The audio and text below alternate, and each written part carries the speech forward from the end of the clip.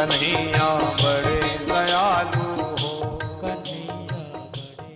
राधे राधे। श्रद्धेय श्री पुष्कर कृष्ण जी महाराज सुखताल धाम की latest video देखने के लिए हमारे YouTube चैनल श्री पुष्कर कृष्ण जी को सब्सक्राइब करें एवं बेल आइकॉन दबाना न भूलें। राधे राधे। जय श्री कृष्ण, जय श्री राधे। प्यारे भक्तों, आप सभी अपने अपने निज स्थान पर स्वस्थ होंगे, सुमंगल होंगे, ऐसी मंगल कामना भगवान के श्री चरणों में करते हैं। आज भगवान के 18वें अवतार भगवान परशुराम जी के विषय में हम सभी जानेंगे। आइए मिलकर के जयकारा करें, बोलो भगवान परशुराम जी की जय। परशुराम भगवान के विषय में बड़े ही रोचक तथ्य, बड़ी ही रोचक जानकारियाँ धर्म ग्रंथों के आधार पर दी गई हैं। भिन्न भिन्न पुराणों में भिन्न भिन्न स्थानों पर भिन्न भिन्न जानकारियाँ प्राप्त होती हैं। एक छोटा सा प्रयास किया गया है कि समस्त जानकारियों में से जो अधिकतर सत्य हैं उन सभी का संकलन कर, एकत्रित कर, उन सब को आप सब तक पहुंचाने का एक छोटा सा प्रयास किया गया है। भगवान परशुराम जी के श्री चरणों में समर्पित उनका सुंदर जीवन चरित्र तो बड़ा विस्तार पूर्वक है, लेकिन यहाँ पर हम उनके मुख्य पारिवारिक संबंधी जनों के विषय में एक छोटा सा प्रयास कर रहे हैं जानने का। विस्तार पूर्वक वर्णन तो आप सबको 3 दिवसीय कथा में ही प्राप्त होगा, क्योंकि 10 मिनट में भगवान परशुराम जी की जीवनी कहना संभव नहीं है, क्योंकि एक विशाल जीवन रहा है भगवान परशुराम जी का। बड़ा उच्च वैचारिक जीवन रहा है और बड़ा ही सुंदर जीवन भगवान ने अपना जिया है। भगवान नारायण का साक्षात स्वरूप एवं प्रभु भगवान श्री परशुराम जी के विषय में हम सभी जाने। भगवान परशुराम जी जो भगवान नारायण का साक्षात अवतार हैं, जिनका जन्मोत्सव हम सभी वैशाख मास शुक्ल पक्ष अक्षय तृतीया में हर वर्ष मनाते हैं। बड़ी ही पुण्यतिथि है और इस अक्षय तृतीया पर प्यारे भक्तों अनेकों कार्य और भी संपन्न होते हैं। ज्योतिष की माने तो अक्षय तृतीया भगवान परशुराम जी के जन्म लेने के कारण ही इतनी पवित्र है कि इस पर आप कोई भी नया कार्य प्रारंभ करें तो वो कभी भी अधूरा नहीं रहता, वह हमेशा बढ़ता रहता है। और बिना पूछे अक्षय तृतीया का मुहूर्त सर्व सिद्ध मुहूर्त होता है, जिस पर जितना भी अच्छे से अच्छा कार्य आप करें वो उतना ही उत्तम होता है एवं अनंत फलदायी होता है। प्यारे भक्तों, भगवान परशुराम जी जमदाग्नि जी के पुत्र थे, ऋषिवर जमदाग्नि जी, और भगवान परशुराम जी की माता का नाम रेणुका जी था। माता रेणुका भगवान परशुराम जी की माता जी एवं जमदाग्नि जी भगवान परशुराम जी के पिता थे। भगवान के दादा, भगवान परशुराम जी के दादाजी ऋषिक ऋषि रहे हैं। बड़े ही ज्ञानवान एवं दिव्य शक्तियों से पराभूत वैदिक ऋषि रहे हैं, ऋषिक ऋषि। और भगवान के परदादा, भगवान परशुराम जी के परदादा भृगु ऋषि जी रहे हैं। भृगु ऋषि जी के विषय में किसी अन्य वीडियो में विस्तार पूर्वक वर्णन देंगे, लेकिन इतना कहते हुए यहाँ पर चलो, ये वही भृगु ऋषि हैं जिन्होंने भगवान नारायण की छाती पर अपने लात का प्रहार किया था और जिन्हें ये समस्त समाज की ओर से एक सुंदर उद्देश्य दिया गया था कि त्रिदेवों में कौन देव बड़ा है, किसको पूजें। तो इतनी बड़ी गरिमा भृगु ऋषि जी की रही, भगवान परशुराम जी की परदादा जी की। तो भृगु ऋषि जी जिनके विषय में किसी अन्य वीडियो में आप सबके सामने हम उनकी समस्त जानकारियां लाएंगे, तो उन्हीं के पड़पोत्र रहे हैं भगवान परशुराम। पौत्र रहे हैं ऋषिक ऋषि जी के और पुत्र रहे हैं महर्षि जमदाग्नि जी के। भगवान परशुराम जी की दादी जी सत्यवती जी रही हैं, जिनका नाम शास्त्रों में धर्म ग्रंथों के आधार पर सत्यवती आया है। और सत्यवती जी के पिता राजा गाधी प्रसेनजीत रहे हैं। राजा गाधी प्रसेनजीत जिनके पुत्र विश्वामित्र जी रहे हैं, विश्वामित्र महामुनि ज्ञानी, जो दशरथ जी से राम लक्ष्मण को लेने के लिए, मांगने के लिए आए थे। तो उन्हीं विश्वामित्र जी की बहन सत्यवती, जो भगवान की दादी रही हैं, भगवान परशुराम जी की प्रिय भक्तों दादी रही हैं। आगे भगवान के अगर नानी की बात करें तो भगवान की नानी जी का नाम धर्म ग्रंथों के आधार पर, हरिवंश पुराण के आधार पर पोलमी नाम आया है। पोलमी नाम भगवान की नानी जी का हुआ है। भगवान के भाइयों में आप सबको जानकारी दें तो भगवान 5 भाई रहे हैं। महर्षि जमदाग्नि और माता रेणुका से 5 संतानें जन्मी, जिनमें कर्म संख्या अनुकूल प्रथम रुम्नवान और द्वितीय सुसेन, तृतीय वसु और चतुर्थ विश्वावसु और 5वें भगवान परशुराम जी थे। परशुराम जी जन्म से ब्राह्मण लेकिन कर्म से क्षत्रिय गुण वाले थे। भगवान परशुराम जी के विषय में और भी अद्भुत अनेकों जानकारियां हैं प्रिय भक्तों। आप सब को अनेकों जानकारियां भगवान के बारे में बतलाई हैं।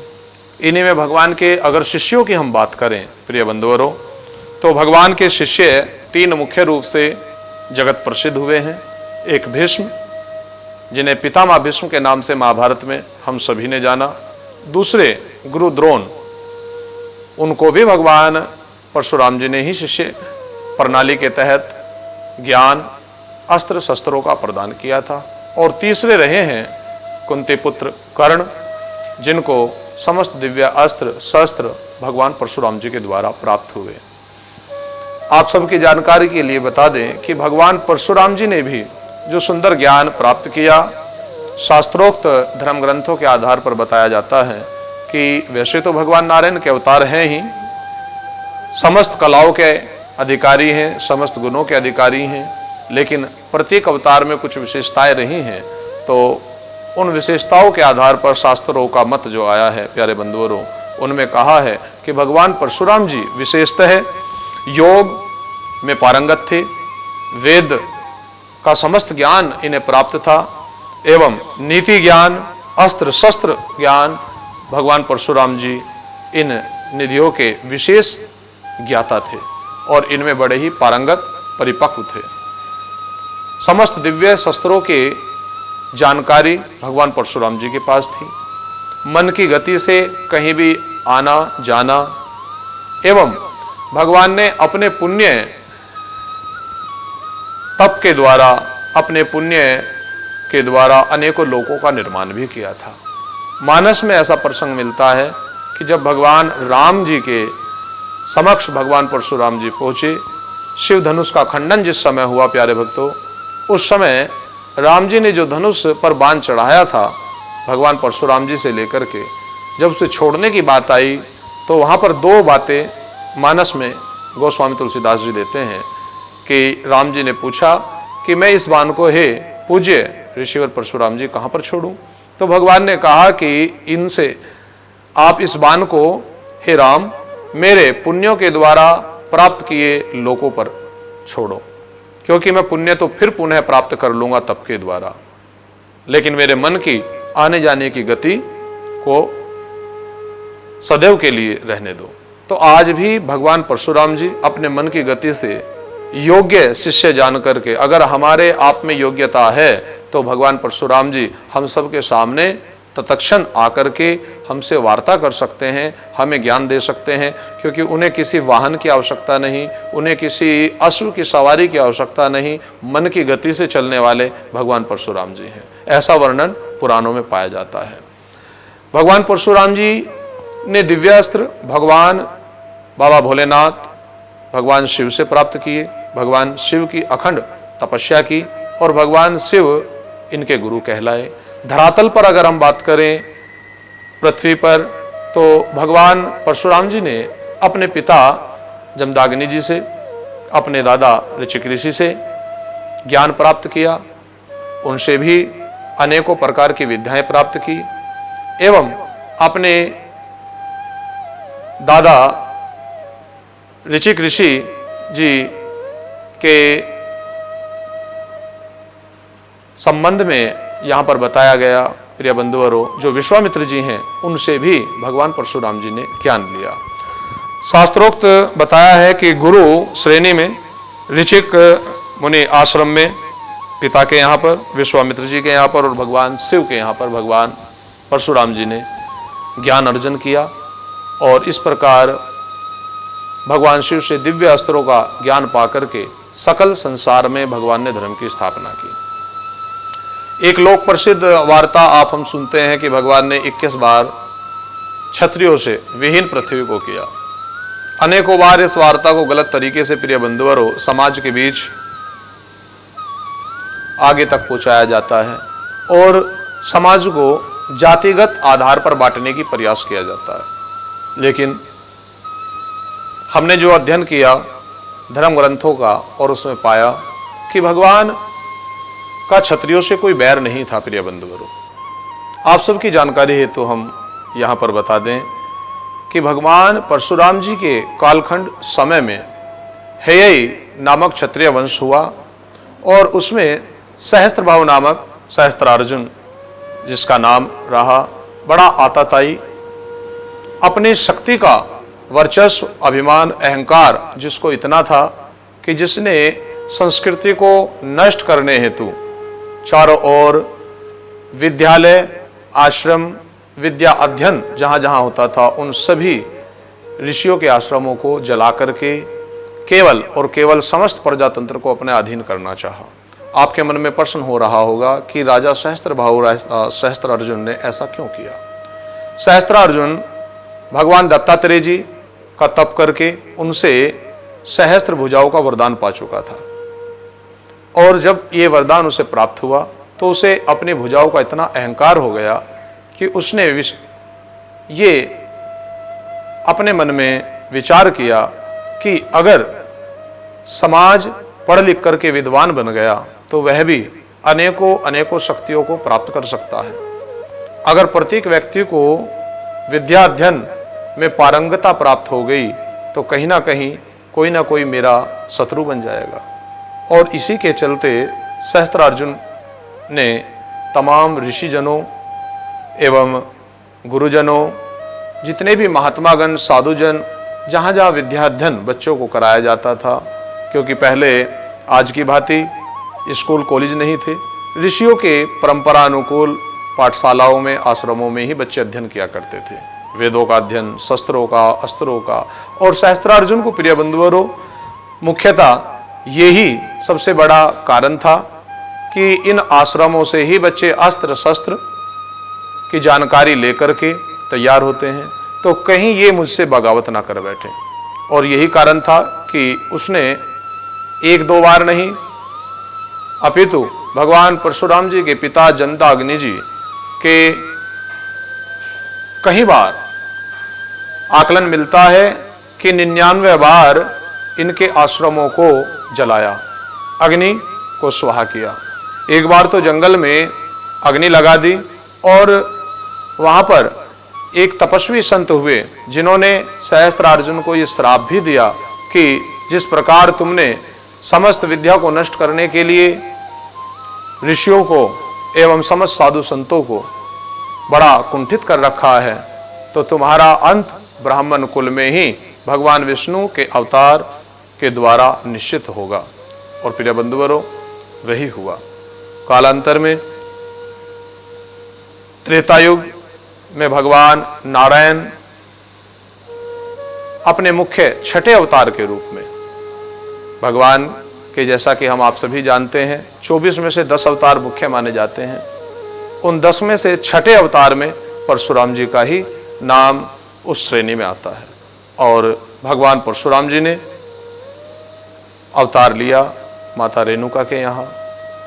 भगवान परशुराम जी ने इसी चीज का प्रतिशोध सहस्त्रार्जुन से लिया, क्योंकि भगवान कदापि ऐसा नहीं चाहेंगे कि सनातन धर्म की संस्कृति का कोई विध्वंस करे, वेदों का कोई विध्वंस करे, ज्ञान का कोई अंत करे। ज्ञान बढ़ाने के लिए होता है, ना कि अपने तक सीमित करने के लिए, ना कि ज्ञान को अपने तक ला करके उसका अंत किया जाए। लेकिन यही एक कुटिल राजनीति थी सहस्त्रार्जुन की, जिससे समस्त संत जन, समस्त ऋषिजन, समस्त गुरुजन उस समय बड़े ही कुंठित थे, आक्रोशित थे। लेकिन सभी ऋषिजन, साधु संत अहिंसा का पालन करने वाले होते थे। ऐसे में युद्ध कौन करे?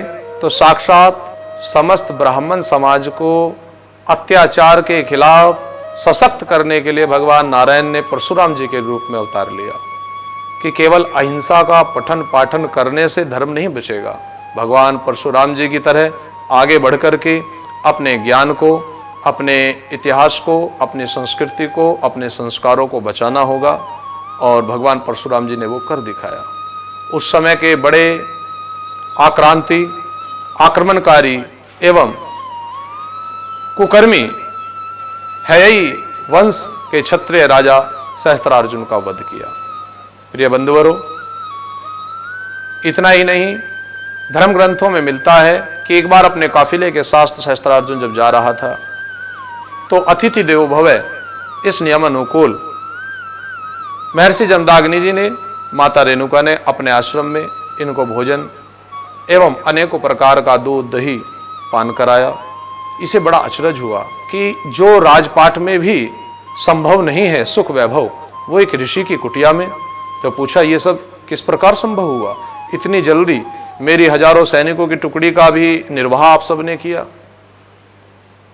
तो जमदाग्नि जी ने और माता रेणुका ने कहा कि ये हमारा कमाल नहीं, ये तो हमारे आश्रम में बंधी माता दिव्य गैया माता सुरभि का कमाल है, और उन्हीं की प्रेरणा से ये सब आप सबको भोजन प्राप्त हुआ है। सहस्त्रार्जुन को लगा कि ये दिव्य गायें राष्ट्रीय राजा की धरोहर होनी चाहिए, और ये इन ऋषि के पास क्या कर रही है? मन में कपट आ गया। प्रिय बंधुवरों, जब हमें पावर मिलती है, शक्ति मिलती है, तो हमारे मन में एक सहज भाव ये आ जाता है कि हर चीज जो हमें पसंद आए उस पर हम अपना अधिकार करना चाहते हैं, अपनी सीमाएं हम भूल जाते हैं। सहस्त्रार्जुन भी अपनी सीमाएं भूल चुका था, और उसने केवल एक साधारण संत समझकर के जमदाग्नि जी से उस गैया को छीना। यहाँ गौ माता ने अपना चमत्कार भी दिखलाया और सहस्त्रार्जुन की समस्त सेना को पराजित किया। यहाँ हमें सीख मिल रही है कि गौ सेवा हमारी ऐतिहासिक परंपरा रही है। गुरुजनों के सामने से ही आदिकाल से गौओं की सेवा होती आई है। गौ माता हम सब के जीवन में कितनी जरूरी है, भगवान परशुराम जी का चरित्र हमें बतलाता है। गौ के ऊपर ही, मानिए गौ रक्षा के लिए ही उस समय जन आंदोलन भगवान परशुराम जी ने किया। गौ माता का अपमान करने वाले सहस्त्रार्जुन को दंडित भगवान परशुराम जी ने किया। कथानुकूल जमदाग्नि जी को ढाल बना करके सहस्त्रार्जुन ने कामधेनु सुरभि माता और गौ माता को विवश किया। आखिरकार उन्हें सहस्त्रार्जुन के साथ जाना पड़ा, लेकिन राज्य के अंदर सहस्त्रार्जुन के पुत्रों ने उन कामधेनु सुरभि माता का अपमान किया। लेकिन इधर माता रेणुका और जमदाग्नि जी ने पुत्र का आवाहन किया। भगवान परशुराम जी पधारे और भगवान परशुराम जी ने जाकर के सहस्त्रार्जुन को ललकारा। वहां जाकर के गौ माता को लेकर के आए और तब सहस्त्रार्जुन के साथ युद्ध कर उसको पराजित किया। सहस्त्रार्जुन के वध के उपरांत अपने पिता के कहने अनुकूल भगवान तप के लिए गए। इनके पीठ पीछे, प्रिय बंधुवरों, सहस्त्रार्जुन के पुत्रों ने महर्षि जमदाग्नि जी का ध्यान अवस्था में धड़ से मुख अलग कर दिया, हत्या कर दी। लेकिन माता रेणुका पतिव्रता नारी थी, भगवान शिव की अनन्य भक्ति किया करती थी। उनके सतीवत धर्म से, पतिव्रत धर्म से भगवान शिव ने प्रकट होकर जमदाग्नि जी को पुनः जीवित कर दिया। ऐसा शिव महापुराण से वर्णन मिलता है। हम यहाँ इस घटनाक्रम से अगर ये मान ले कि जमदाग्नि जी की हत्या हो गई, वे समाप्त हो गए, तो ये हमारे प्रिय भक्तों अज्ञानता होगी। जमदाग्नि जी तो अजर अमर हैं और हमारे सप्त ऋषियों में से एक सप्त ऋषि ही हैं, महर्षि जमदाग्नि जी। जब महाराज जमदाग्नि जो सप्त ऋषियों में से एक हैं, उन्हें हम कैसे माने कि वे किसी के द्वारा हत्या किए जाने पर समाप्त हो सकते हैं? ये भी भगवान शिव की मानो कोई लीला थी। माता रेणुका की करुण पुकार पर भगवान परशुराम फिर पुनः तप से लौटे और आकर के जो दृश्य देखा कि पिता के साथ माता ने भी सतीत्व होना स्वीकार किया, तो अपने माता पिता की अंत्येष्टि के उपरांत ऐसा पुराणों में कहीं जगह मिला कि क्षत्रियों हेय वंश के जो राजा हुए सहस्त्रार्जुन, उनके पूरे समस्त कुल का संहार उद्धार, मैं तो कहूंगा कि उद्धार ही हुआ, क्योंकि भगवान नारायण के साक्षात अवतार हैं भगवान परशुराम जी।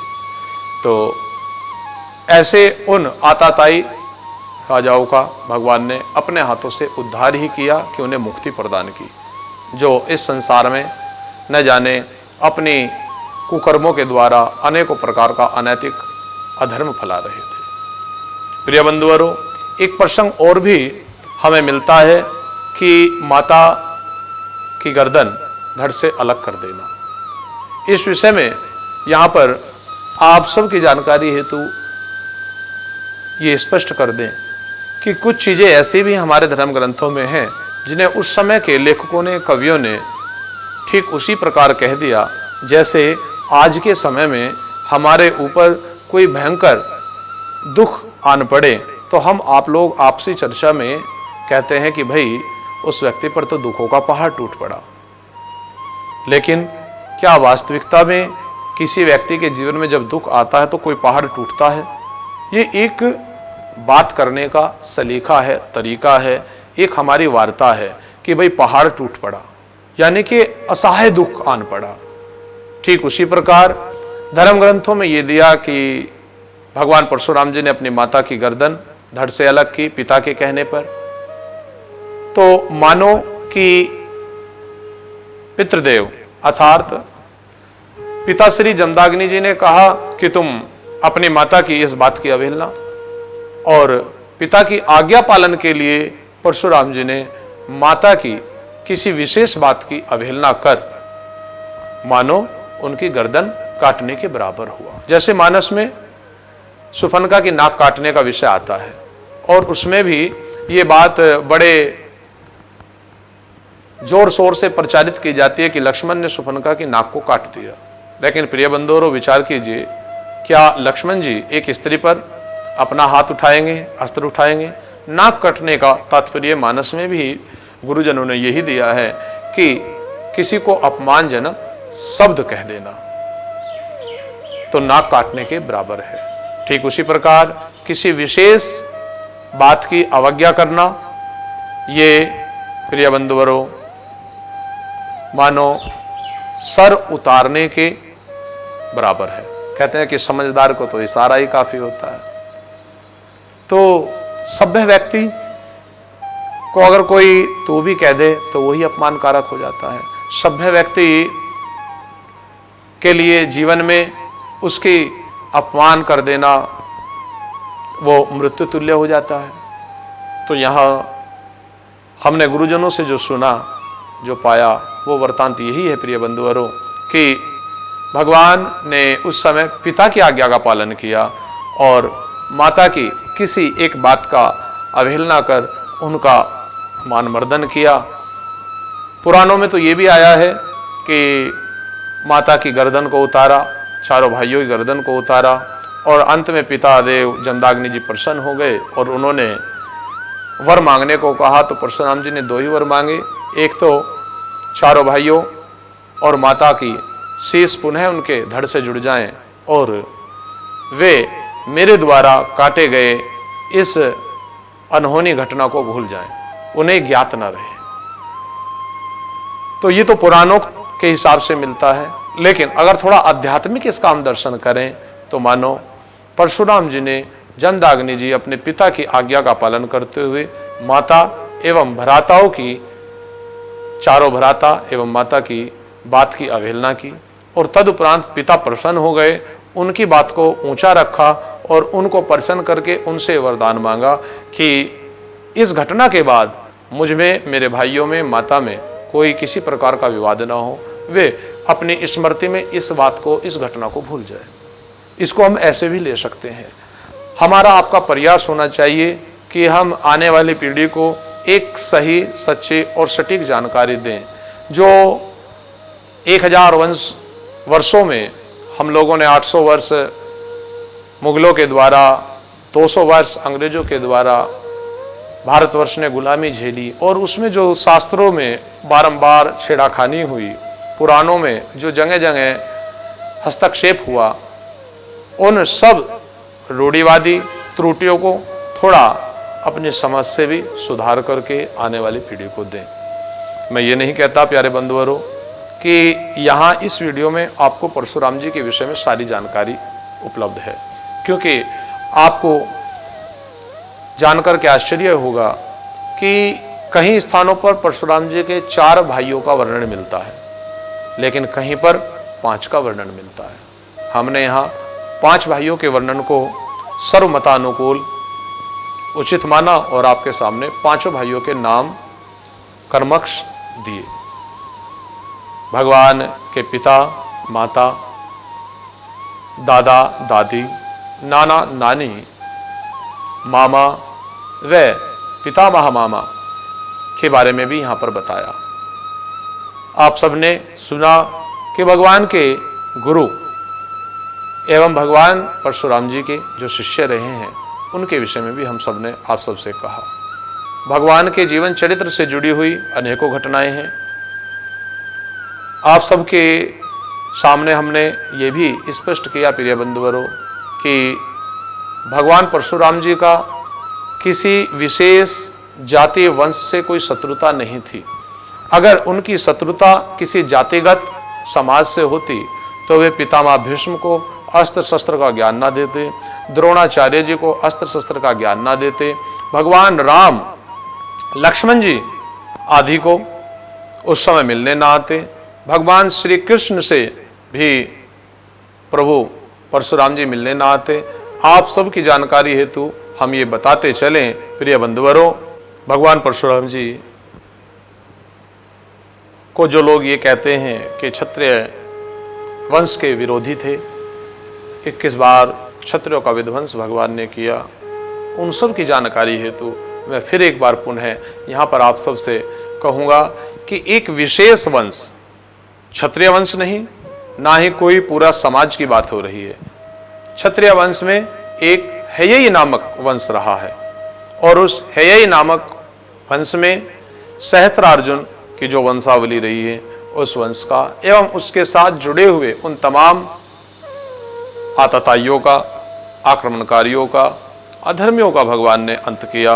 उस कालखंड में जो जो शिक्षा पद्धति के खिलाफ थे, जो जो ज्ञान के विरुद्ध थे, जो जो संस्कृति का विनाश चाहते थे, जो जो राजा अपने बाहुबल से अधर्म को बढ़ाना चाहते थे, ऋषि मुनियों पर अत्याचार कर रहे थे, उनका परशुराम जी ने विध्वंस किया। आप कहेंगे अगर ऐसा है तो समस्त क्षत्रिय वंश का समूल नाश क्यों किया? प्रिय बंधुवरों, त्रेता काल में ही राजा दशरथ भी हुए हैं। अगर क्षत्रिय वंश से भगवान की शत्रुता होती तो दशरथ जी को भगवान ने जाकर के क्यों नहीं समाप्त किया? अगर क्षत्रिय वंश से ही भगवान की कोई शत्रुता होती तो भगवान मिथिला जाकर जनक जी का कोई युद्ध प्रसंग देखने को क्यों नहीं मिलता? प्रिय बंधुवरों, जनक जी, दशरथ जी, इतना ही नहीं और भी अन्य कहीं उस समय के राजा रहे हैं। तो आप सब को इस बात से अपने मनों में जो अनेकों प्रश्न हैं, रूढ़िवाद जो हमारे समाज में फैलाया जाता है हम हिंदुओं को बांटने के लिए, उसको समझना होगा कि भगवान परशुराम जी किसी एक जाति वंश के देव नहीं, अपितु भगवान नारायण के 24 अवतारों में से एवं 10 अवतारों में से मुख्य छठे अवतार हैं। अतः आप सभी भक्तों ने अपने अपने घरों में प्यारे बंधुवरों भगवान परशुराम जी की भी पूजा करनी चाहिए। भगवान परशुराम जी भगवान श्री कृष्ण की भांति, राम जी की भांति, भगवान के अनेकों अवतारों की भांति हमारे सबके पूजनीय हैं। हमें इनका आदर सत्कार जन्मोत्सव, जन्माष्टमी की ही भांति मनाना चाहिए। हमें प्रयास करना चाहिए कि हम सभी सभ्य समाज भी उन्हें जातिगत जंजीरों से मुक्त करके उन्हें समस्त समाज में भगवान कहकर के संबोधन करें। उन्हें पारिवारिक दादा बाबा के रिश्तों से मुक्त करके उन्हें भगवान शब्द से हम उद्घोषण करें, क्योंकि परशुराम जी साक्षात भगवान का स्वरूप है, भगवान का अवतार है। जहां जहां तक संकेत जाता है प्रिय बंधुवरों, तो हमें भगवान की जयंती नहीं जन्मोत्सव मनाना चाहिए, क्योंकि भगवान परशुराम जी आज भी हमारे बीच हैं। भगवान परशुराम जी ने 21 बार जब पंच सरोवर है वंश के राजाओं का अंत करके उनके रक्त से भर दिए, अपने पूर्वजों का तर्पण किया, तब महर्षि कश्यप ऋषि ने आकर के इनको रोका और भगवान परशुराम जी ने उन्हें ये समस्त भूमंडल जो जीत चुके थे, भगवान परशुराम जी उस समय के दिग्विजय कर चुके थे समस्त भूमंडल को, तो भगवान परशुराम जी ने कश्यप ऋषि जी को, अर्थात ब्राह्मण थे कश्यप ऋषि जी, तो कश्यप ऋषि जी को, ब्राह्मणों को ये समस्त जीती हुई धरती दान में दे दी थी और स्वयं समुद्र से अपना फरसा फेंक करके उभरा हुआ स्थान महेंद्रगिरी पर्वत प्राप्त कर उस पर जाकर के अपना आसन ले लिया था। आज भी वहीं पर भगवान परशुराम जी विराजमान हैं। आज भी वहां भगवान के मंदिर पर बड़ा विशाल स्तर पर मेला लगता है और भगवान परशुराम जी की पूजा अर्चना पूरे देश विदेशों में होती है।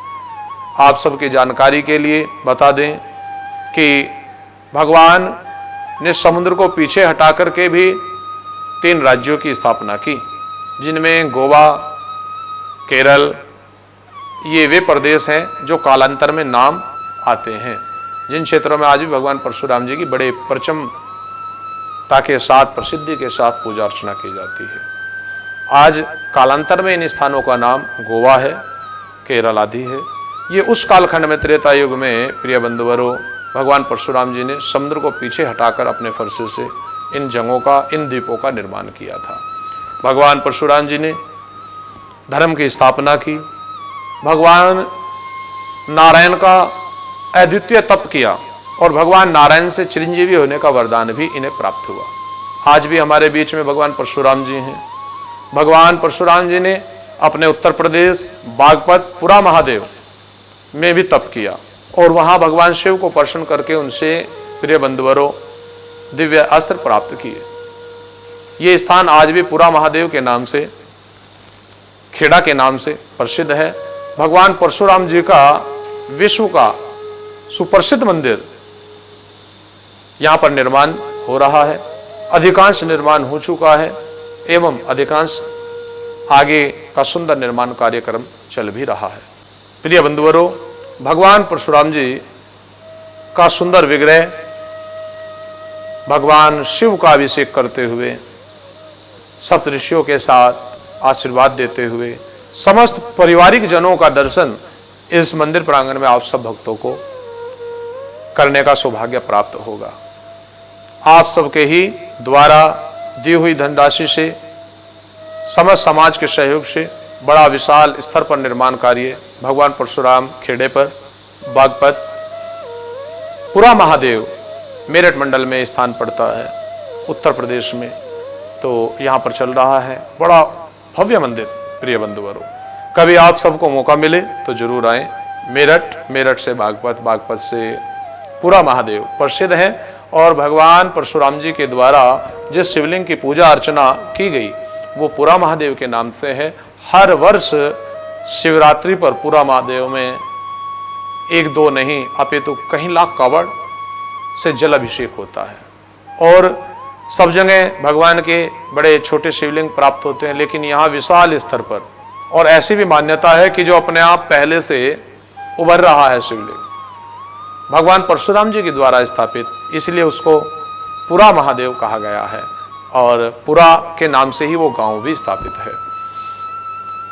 तो ऐसे भगवान परशुराम जी के श्री चरणों में हम कोटि कोटि वंदन करते हैं, नमन करते हैं।